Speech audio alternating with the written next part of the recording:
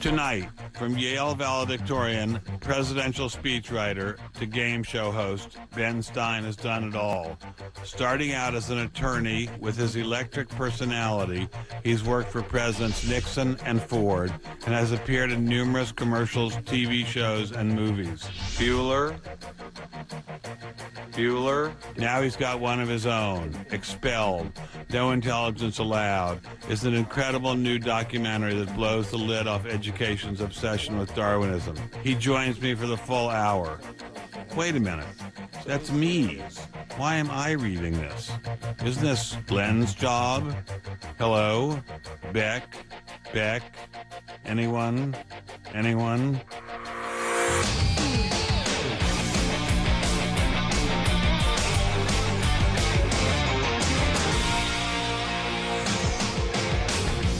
Joining me now, actor, writer, lawyer, economist, author, documentary filmmaker of the brand new hit Expelled, No Intelligence Allowed, the one and only Ben Stein.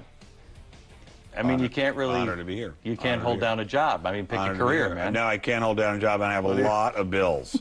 A really lot of bills.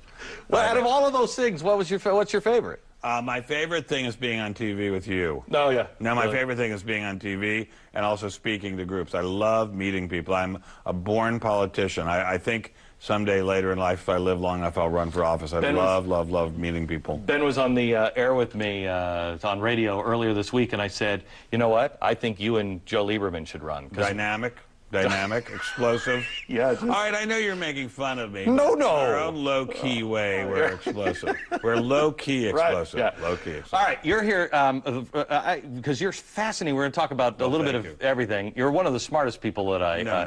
No, yes, you are. Come on. Oh, no. Valedictorian at Yale Law. You went to Columbia. I was elected valedictorian. I didn't get the highest grades. I was elected, but I got pretty good grades. What do you mean you were elected? The students voted on who should be valedictorian, and I was the most popular, so I was elected. What kind of stupid system is that? Well, that's the way it was. Power to the people. Right. Right on. Power to the people. So anyway, we're told, you've got a new movie out, which if I may. Expelled, No Intelligence Allowed. Expelled, this is from the New York Times. Expelled is an unprincipled propaganda piece that insults believers and non-believers alike. I'd wear this I'd make T-shirts that said that. Well, you know what? I don't think this woman has met a believer probably in about the last 20 years, because all the believers I know loved it. Church groups went from all over the country. They were yelling and screaming and staying and applauding and visiting with each other and then coming back for the next show. I don't really know what she was talking about. Listen to me. If you turn the TV... In about 55 minutes, turn the TV off and go and see this movie. I saw it last weekend, and it's absolutely fantastic. I want to play a clip and have you talk about it. This one is first.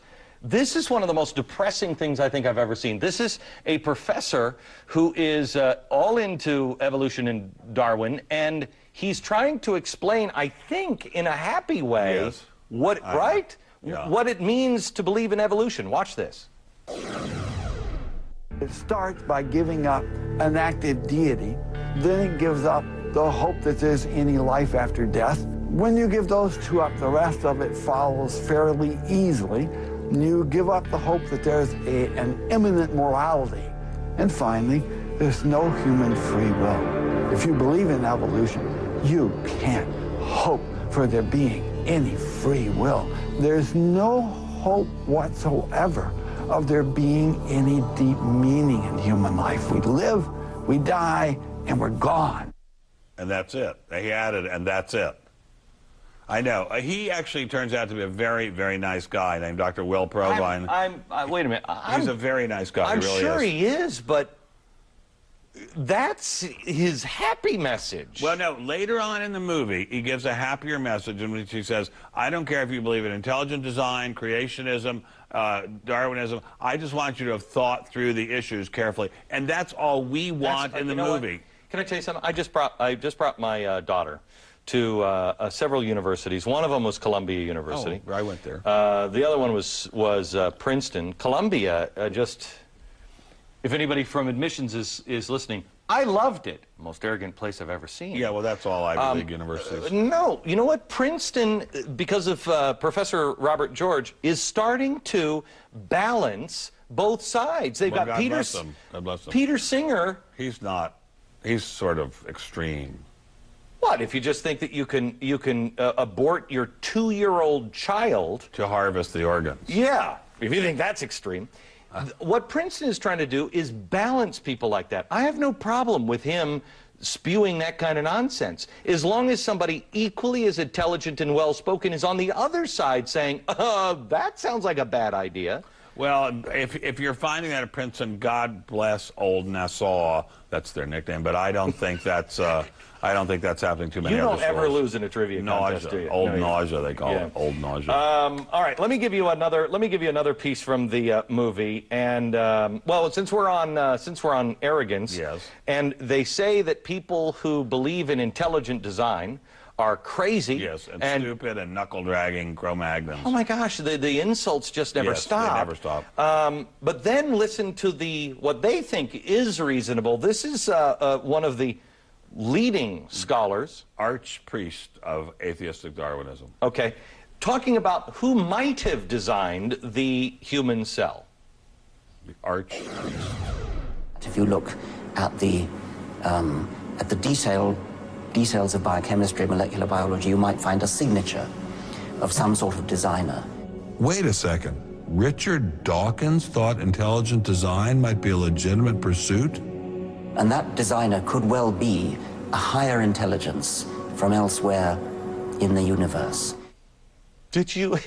Yeah, he said that, and I think he later said on his blog that he was just trying to be polite to me because I was so stupid. He was taking pity on me. He did not. Yes, he did. He just said I thought Ben Stein, whom I'd never heard of, was just honestly stupid, and I was just sort of taking pity on him. You've got to be kidding me. I'm not kidding. So he was talking down to the dummy and talking maybe it's a space alien. Yeah, that's right. That's what he says now. Unbelievable. Yeah. You buy that at all? No, of course not. Yeah. Of course not. They have no explanation of where life came from. We have an explanation as a possibility that there's an intelligent designer. My belief is his name is God. He has always been. He always will be. He created life. He created the heavens and the earth. And I don't know whether he created them in 6 billion years or 60 billion years or how many years, but he created them. And that's how it works, and that makes as much sense to me as that it happened by accident. I mean, or a space alien. Yes, a space. Who created the space alien? Yeah, it's a little far-fetched, but he will trust that as a possible explanation to take pity on stupid Ben Stein. Right. But he will not posit the possibility of a God. Here's what's really frightening, Ben, is here we are sitting in a society, in a world that is going to universal health care. Universal health care that you can't afford. They're already rationing it over in London, in England, and in Canada. Yeah. They're now taking people to the Supreme Court in Canada because they can't get health care.